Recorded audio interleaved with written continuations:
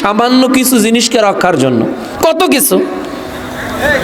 কিন্তু ঈমানের এবং যৌবনকে রক্ষা করার জন্য সমাজে কি কিছু আছে যেটার কারণে যুবকরা ঈমান ধরে রাখতে পারবে, যেটার কারণে যৌবনকালটা ইবাদতের আমেজে কেটে যাবে? এই এনভায়রনমেন্ট কি আজকের সমাজে চলমান? না, বরং একটা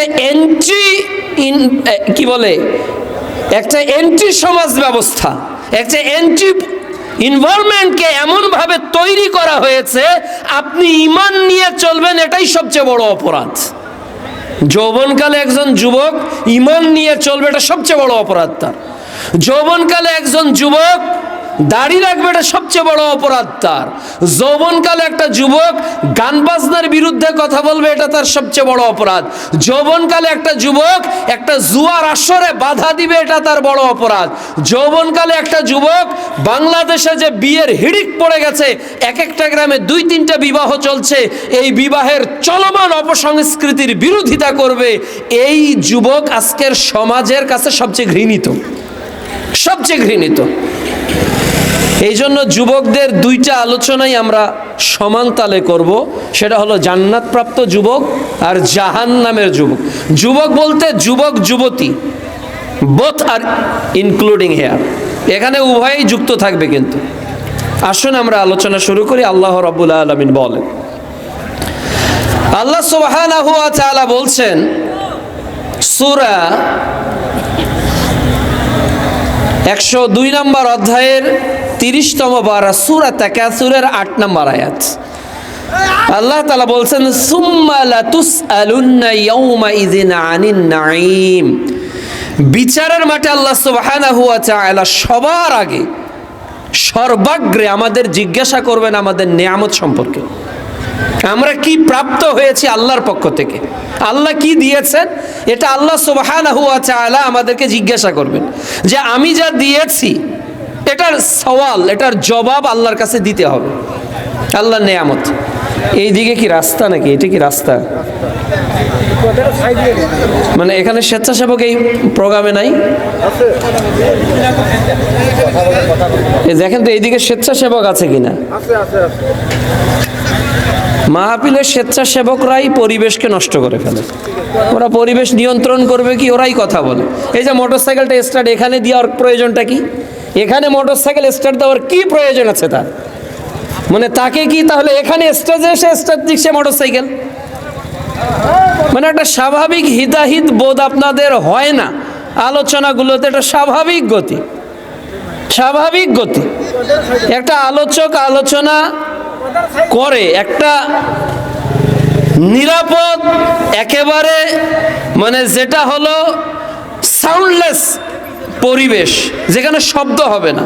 তাহলে কি হবে? আমার যে থিমসটা আজকে আমি দেওয়ার জন্য স্টাডি করেছি, গবেষণা করেছি, আপনাকে বলতে চাচ্ছি, এটা আমি আল্লাহ চাইতো যতটুকু আল্লাহ সাধ্য দিয়েছে এটা দিব। কিন্তু এটা যদি আপনার কারণে ব্রেক হয়ে যায়, আমি যদি আমার আলোচনা থেকে ভিন্ন জায়গায় চলে যাই, তাহলে কিন্তু আমি এই সার্ভিসটা দিতে পারবো না। এজন্য আপনারা দয়া করে পরিবেশটাকে, এখানে মোটরসাইকেল চালানোর কোনো প্রয়োজন নাই। আপনি এত ব্যস্ত না, নেতাকে দেখলে আপনি ঘন্টার পর ঘন্টা দাঁড়িয়ে থাকেন। আর এখানে কি আপনি দেমাগ দেখাচ্ছেন নাকি?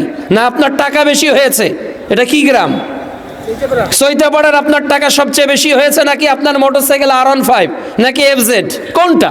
কি বুঝাচ্ছেন আপনি? আপনাকে বলার পর আমার কথা আপনার কানে যায় না কেন? নিজেকে মানুষ মনে করুন, গরু ছাগল মনে করেন না, মানুষ মনে করুন।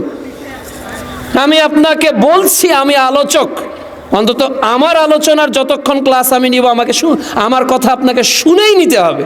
যদি ভালো না লাগে স্ক্রিপ্ট দেবেন, আমি নেবে যাবো। এমনিতেই লম্বা সফর অতিক্রম করে আপনার এখানে এসেছি, 3 রাত রাতে ঘুম হয়নি। স্বাভাবিক গতিতে রাতে 3 রাত ঘুম হয়নি, টানা 3 রাত। পাবনা, সিরাজগঞ্জ, কোথায়, চাপাই নবাবগঞ্জ, আজকে এখানে। তো আমরাও তো স্বাভাবিকভাবে আমি দাঁড়িয়ে আলোচনা করি, এটা একটা ক্লান্ত বোধ চলে আসে। এজন্য আপনারা ফোনে কথা বলবেন না, এখানে কেউ ফোনে কথা বলবেন না। সবার ফোন সাইলেন্ট রাখবেন দয়া করে, এটা আমার পক্ষ থেকে বিশেষ অনুরোধ। সাইলেন্ট করাটাই উচিত।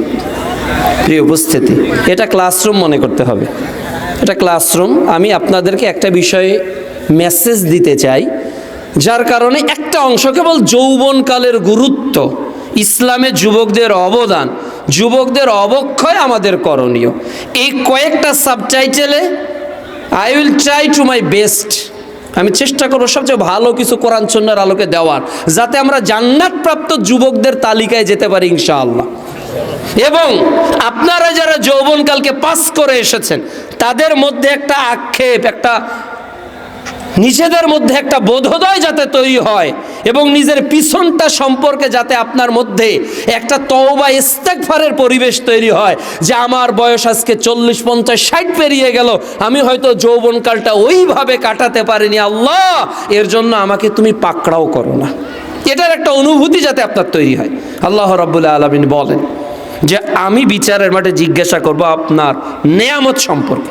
আল্লাহর যত নেয়ামত আছে, রাসূল সাল্লাল্লাহু আলাইহি সাল্লাম বলছেন যে দুইটা নেয়ামতের ব্যাপারে মানুষ বড়ই উদাস। দুইটা নেয়ামত, এর একটি হলো সুস্থতা আর একটি হলো অবসর। যখন মানুষ সুস্থ থাকে আল্লাহর নেয়ামতের কদর করতে পারে না। সবচেয়ে যখন লোকটা সুস্থ, এ লোকটা কদর করতে পারে না যে সুস্থটা কত বড় নেয়ামত। 2 নম্বর হলো অবসর। যখন আপনি অবসরে আছেন, এই যে ছুটি পেয়েছিলেন সরকারি চাকরিজীবী যারা 10, 12, 15, 20, 1-1.5 মাস কি করলেন? এই যে আপনি ছুটি পেয়েছেন, বিকেলের পর থেকে পরের দিন সকাল 10টা পর্যন্ত কি করলেন? এই যে দুপুরের পর আপনি 1 ঘন্টা রেস্ট নিচ্ছেন, কি করলেন?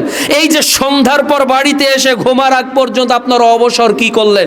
এই দুইটা সময়ে মানুষ বড় গাফেল, রাসূল সাল্লাল্লাহু আলাইহি সাল্লাম বলছেন। রাসূলুল্লাহ সাল্লাল্লাহু আলাইহি ওয়াসাল্লাম বলছেন যে বিচারের মাঠে আল্লাহ সুবহানাহু ওয়া তাআলা আদম সন্তানকে আটকে দিবেন, লা তাযালু কদামা, তার কদমটা আগাবে না, পিছাবে না, এমন একটা প্রেক্ষাপট বিচারের মাঠে তৈরি হবে। বিচারের মাঠে অনেকগুলো পরিস্থিতি তৈরি হবে, এর একটা পরিস্থিতি হলো মানুষকে উলঙ্গ করে ওঠানো হবে। এটা বিচারের মাঠের একটা পরিস্থিতি। বিচারের মাঠে আর একটা পরিস্থিতি হবে যেখানে মানুষ পাপ অনুযায়ী ঘামতে থাকবে, টাকনু পর্যন্ত, হাঁটু পর্যন্ত, কোমর পর্যন্ত, কাঁধ পর্যন্ত। এটা আর একটা প্রেক্ষাপট। বিচারের মাঠে এমন একটা প্রেক্ষাপট তৈরি হবে, সূর্য নিকটবর্তী হয়ে যাবে, একেবারে নিকটবর্তী হয়ে যাবে, তার প্রখর তাপ মানুষ একদিক থেকে আরেক দিক পালায়ন করবে। এটা একটা প্রেক্ষাপট। 4, বিচারের মাঠে মানুষ নিজেকে বাঁচানোর জন্য চেষ্টা করবে। এটা একটা প্রেক্ষাপট তৈরি হবে, যে প্রেক্ষাপটে কে কাকে কিভাবে বাঁচাবে এটার চেষ্টায় সে থাকবে। সে বাপকে ছেড়ে দিবে, মাকে দিবে, ভাইকে দিবে, বোনকে দিবে, নিজেকে বাঁচাতে চাইবে। এটা একটা প্রেক্ষাপট তৈরি হবে। বিচারের মাঠে এমন একটা প্রেক্ষাপট তৈরি হবে যেখানে মানুষ নিজেকে বাঁচানোর জন্য প্রতিনিধি তালাশ করবে। কার মাধ্যমে সুপারিশ হবে, কার মাধ্যমে হবে? বলা হবে আজকে আদম। তো আদম আলাইহিস সালাম থেকে নিয়ে মুহাম্মদ সাল্লাল্লাহু আলাইহি সাল্লাম পর্যন্ত আর একটা পরিবেশ তৈরি হবে। বিচারের মাঠে একটা পরিবেশ তৈরি হবে যেখানে মানুষকে সারিবদ্ধ করা হবে। এটা একটা প্রেক্ষাপট তৈরি হবে। বিচারের মাঠে একটা পরিস্থিতি তৈরি করা হবে, যে পরিস্থিতিতে মানুষের পাপকে ওজন করা হবে, অপরাধকে ওজন করা হবে। বিচারের মাঠে একটা পরিস্থিতি তৈরি হবে যে মানুষের ডিএনএ যেমন তার পরিচয় বহন করে, মানুষের জন্ম থেকে মৃত্যুর আগ পর্যন্ত পাপ এবং পুণ্য লেখা যখন থেকে শুরু হয়েছে, সব জায়গার ইনফরমেশনগুলোকে আল্লাহ হাইলাইট করবেন। আপনারা জানেন যে বিমান যখন বিধ্বস্ত হয়, সবটাই যদি জ্বলে পুড়ে শেষ হয়ে যায়, এর একটা মেমোরি সেল থাকে, একটা অংশ থাকে, একটা যেটাকে ব্ল্যাক বক্স বলা হয়, কালো বাক্স। তো এইটাতে সব ইনফরমেশন কিন্তু থাকে, এটা কিন্তু পুড়ে যায় না, এটা কিন্তু ধ্বংস হয়ে যায় না, ওখানে সব ইনফরমেশন থাকে যে বিমানটা দুর্ঘটনায় কবলিত হওয়ার আগ পর্যন্ত যিনি বিমানের মূল চালক ছিল তিনি থেকে কি কি ঘটেছে সব কিছু কিন্তু রেকর্ডেড থাকে। তো এটা যদি দুনিয়ার মানুষ এখন করতে পারে, তো আল্লাহ তাআলা কি আমাদের জীবনের এই রেকর্ডটা সংরক্ষণ করে রাখতে পারেন না? তো এটা একটা প্রেক্ষাপট তৈরি হবে। তো এই প্রেক্ষাপটের মধ্যে এটাও একটা প্রেক্ষাপট, যে প্রেক্ষাপটে আল্লাহ মানুষকে নিকটে নিয়ে আসবেন প্রশ্ন করার জন্য, একজন লা তাযালু কদাম ইবনে আদম ইয়াওম